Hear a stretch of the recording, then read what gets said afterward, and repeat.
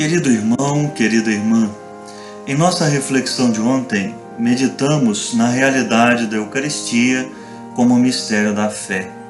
Mistério porque a conversão do pão e do vinho, no corpo e no sangue de nosso Senhor Jesus Cristo, ultrapassam toda a compreensão humana.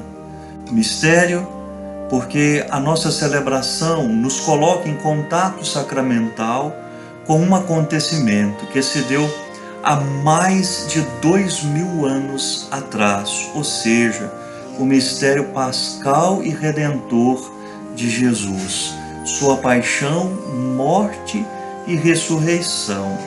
Mas a Eucaristia, mistério da fé, também é mistério de comunhão. E é este aspecto da doutrina eucarística que eu gostaria de sublinhar na catequese de hoje. A propósito, o Catecismo da Igreja Católica nos diz que comunhão é um dos nomes deste sacramento. Por meio do sublime sacramento da Eucaristia, acontece a nossa união com Cristo, que nos torna participantes do seu corpo e do seu sangue, para formarmos um só corpo. Quando nós comungamos, nós ficamos unidos a Jesus de tal modo a nos tornarmos um com Ele.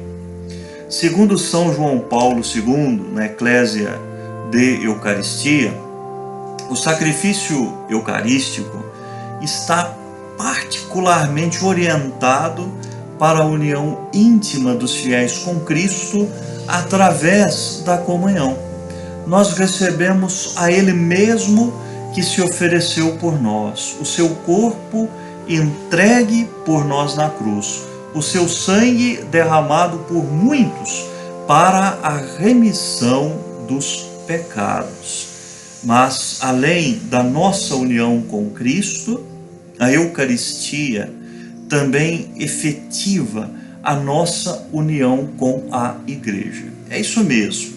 Na Eucaristia existe também a realidade da comunhão com a Igreja. O querido Papa Emérito Bento XVI, num belíssimo documento chamado Sacramentum Caritatis, fala da comunhão com a Igreja. Através do sacramento eucarístico, Jesus compromete os fiéis na sua própria hora. Mostra-nos assim a ligação que quis entre Ele mesmo e nós, entre sua pessoa e a Igreja. De fato, lembra Bento XVI, o próprio Cristo, no sacrifício da cruz, gerou a Igreja como sua esposa e seu corpo. E além desta afirmação, ele faz uma outra observação. A Eucaristia é, pois, constitutiva do ser e do agir da Igreja. Por isso, a antiguidade cristã designava com as mesmas palavras Corpus Christi, corpo de Cristo, seja o corpo nascido da Virgem Maria, o corpo eucarístico e o corpo eclesial de Cristo. A Igreja é o corpo de Cristo. Bem atestado na tradição, esse dado nos faz crescer na consciência da indissolubilidade entre Cristo e a Igreja. Na oração eucarística segunda, quando nós invocamos o Espírito Santo sobre a Igreja, nós dizemos assim, nós rezamos assim: participando no corpo e no sangue de Cristo, sejamos reunidos pelo Espírito Santo num só corpo. Veja bem, na celebração da Eucaristia, ainda que cada fiel esteja na sua igreja, na sua paróquia, com seu pároco, com o sacerdote que ali exerce o ministério, ele sempre se encontrará na Igreja de Cristo. Porque na Eucaristia aparece a raiz da Igreja como o mistério da comunhão. Na celebração da Santa Missa, a realidade da Eucaristia como mistério de comunhão aparece também na oração eucarística. Diz o Catecismo que toda a Igreja está unida à oblação e à intercessão de Cristo. Encarregado do ministério de Pedro na Igreja, o Papa está associado a toda e qualquer celebração da Eucaristia, na qual é nomeado como sinal e servidor da unidade de toda a Igreja. Nós rezamos e nomeamos na oração eucarística o Santo Padre, não por uma questão de honra, mas porque a nossa comunhão com Deus passa pela comunhão com a Igreja e passa pela comunhão com Ele. Da mesma forma, nós rezamos pelo bispo do lugar. Na diocese, ele é o responsável da celebração eucarística, mesmo quando ele não preside, mesmo quando outro sacerdote preside, está ali a sua pessoa. O seu nome é citado para significar que ele preside aquela comunidade diocesana com a colaboração do seu presbitério, dos sacerdotes e também com o auxílio dos diáconos. Assim, a comunidade também reza pelos pastores sagrados que estão no mundo inteiro. Mas existe também a comunhão com a Igreja triunfante, a Igreja que está no céu. A oblação, a oferta sacrificial de Cristo, se unem não só os membros que ainda estão neste mundo, mas também os que já estão na glória do céu.